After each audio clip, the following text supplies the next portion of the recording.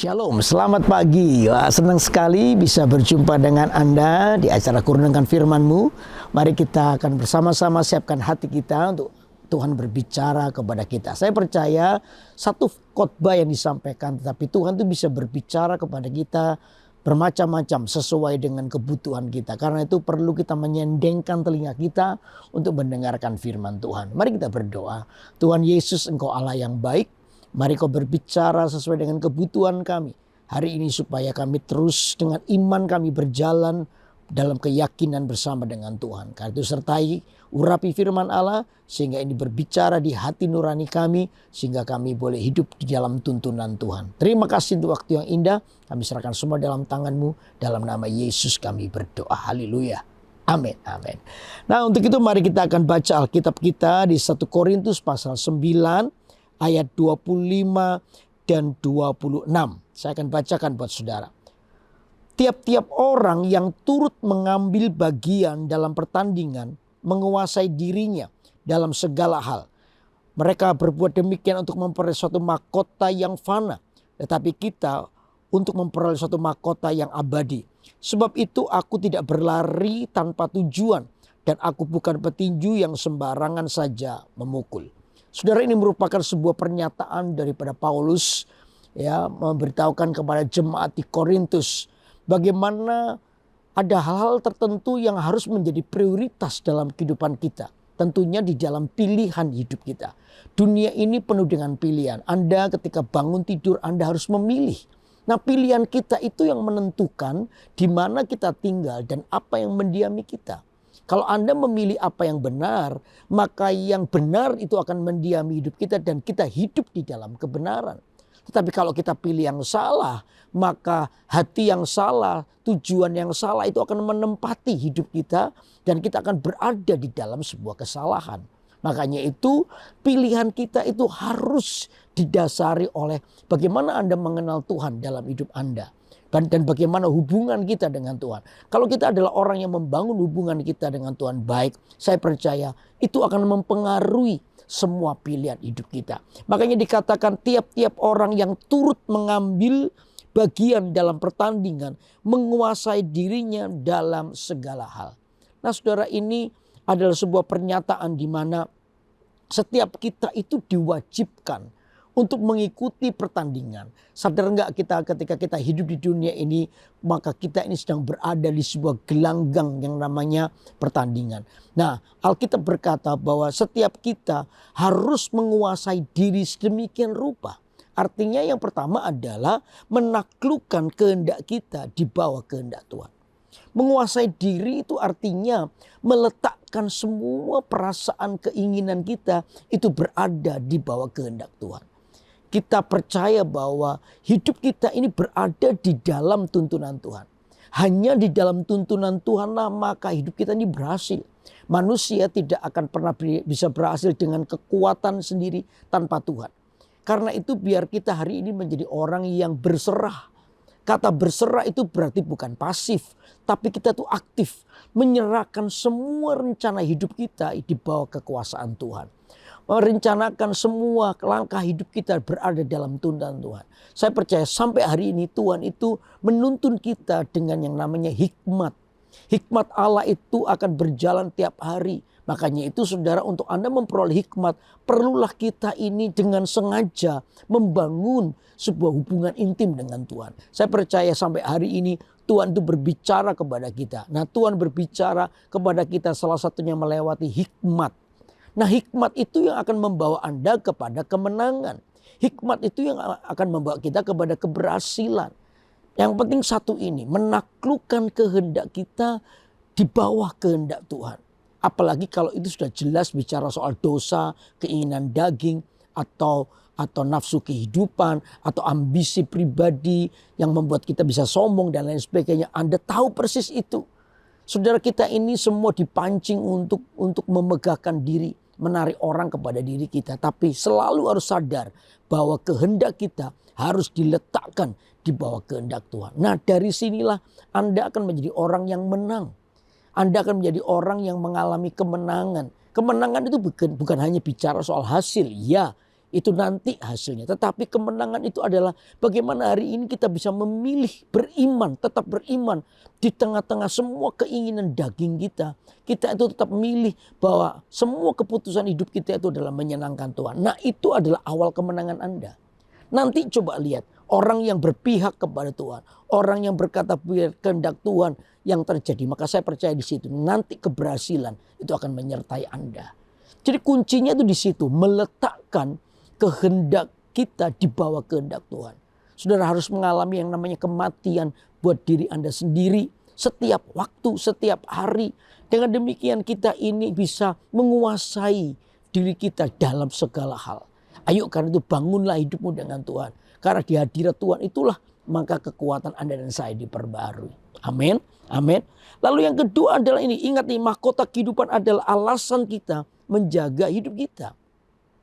Bagaimana kita menguasai diri kita? Alasannya satu ini. Sebab di ujung akhir dari hidup Anda itu ada mahkota kemuliaan yang menanti. Nah saudara, itu tidak bisa digantikan dengan apapun juga. Kesenangan dunia ini cuma sementara. Kemuliaan dunia ini cuma sementara. Saudara, tapi kemuliaan Tuhan itu kan bersifat kekal. Saudara, pilihlah untuk sampai kepada kemuliaan Tuhan yang dinyatakan atau yang akan diberikan kepada kita. Pujian itu jangan hanya dari manusia.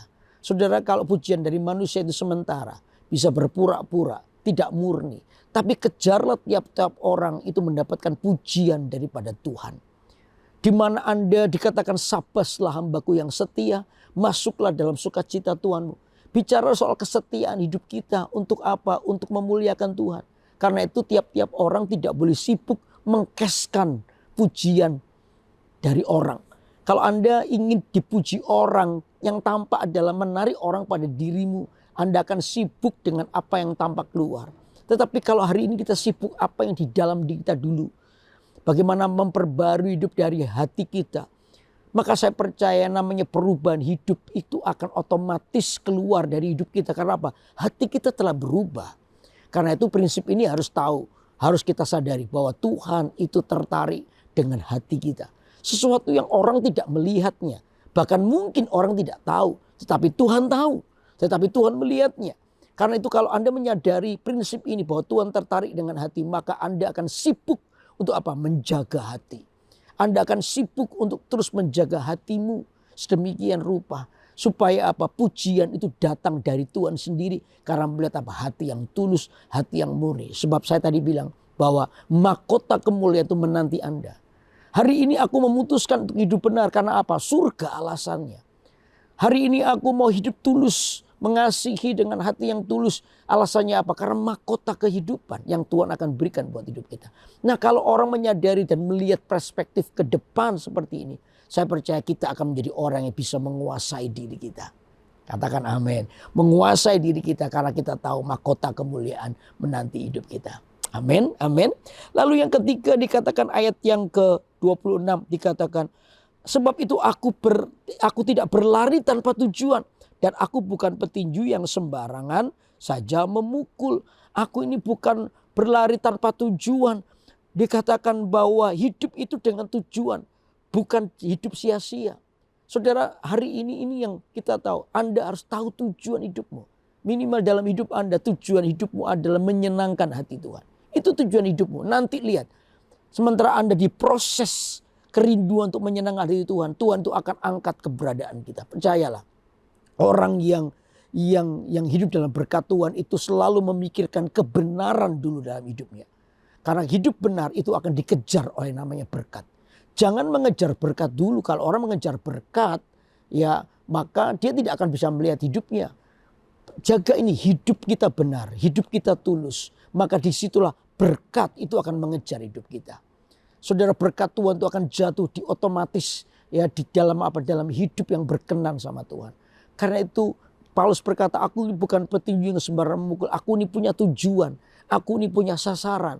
Dalam hidup Anda dan saya punya sasaran. Yaitu supaya hidup Anda dipakai oleh Tuhan.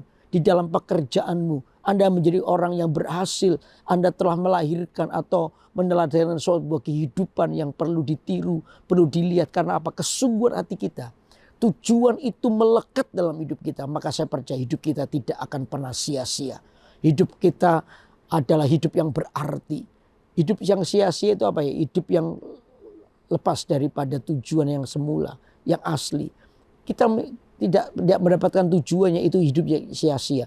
Tapi kalau kita hari ini adalah orang yang menata hidup kita, tujuan hidupku adalah menyenangkan Tuhan, maka Anda akan menjadi orang yang serius di dalam pekerjaan. Karena apa? Di dalam pekerjaan hidupmu bisa memuliakan Tuhan.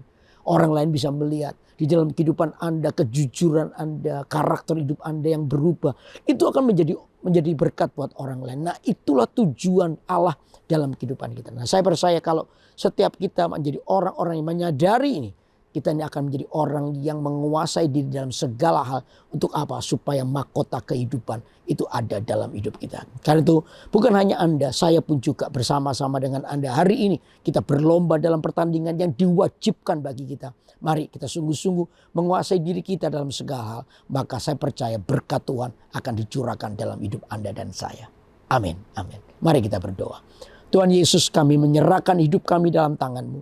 Tuhan, tidak mudah melewati semua godaan dunia. Tidak mudah melewati dunia, tapi kami mau berjalan bersama dengan Engkau. Karena itu biar kami membangun hidup kami dengan Tuhan. Hubungan intim kami dengan Tuhan sudah tidak bisa diganti dengan apapun juga. Kami harus menyiapkan waktu kami dalam kerinduan, berdoa setiap hari, membangun hubungan dengan Engkau. Dan disitulah maka hati kami berubah. Disitulah maka kekuatan hidup kami berubah. Disitulah pengharapan kami semakin dalam, semakin kuat. Karena kami tahu kami berjalan bersama dengan Engkau. Tuhan, tolonglah hidup kami untuk kami boleh menyenangkan-Mu. Kami serahkan semua dalam tangan Allah. Dalam nama Yesus kami sudah berdoa. Haleluya. Amin, amin, amin. Wah, senang sekali untuk terus menceritakan kebenaran firman Allah buat Anda semua. Karena itu terus ikuti acara Kurniakan Firman-Mu tiap hari Senin pagi pukul 6 pagi waktu Indonesia Barat atau pukul 7 pagi waktu Indonesia bagian tengah di YouTube GMS Kalimantan. Anda yang belum subscribe silakan subscribe supaya Anda terus diberkati dan terupdate di acara-acara rohani yang pastinya akan memberkati hidup Anda. Karena tetap semangat, ya tetap andalkan Tuhan dalam segala hal. Hiduplah untuk terus menyenangkan Tuhan. Kuasai diri Anda, saya percaya berkat Tuhan akan memimpin hidupmu mulai hari ini sampai selama-lamanya. Tuhan berkati. Bye-bye.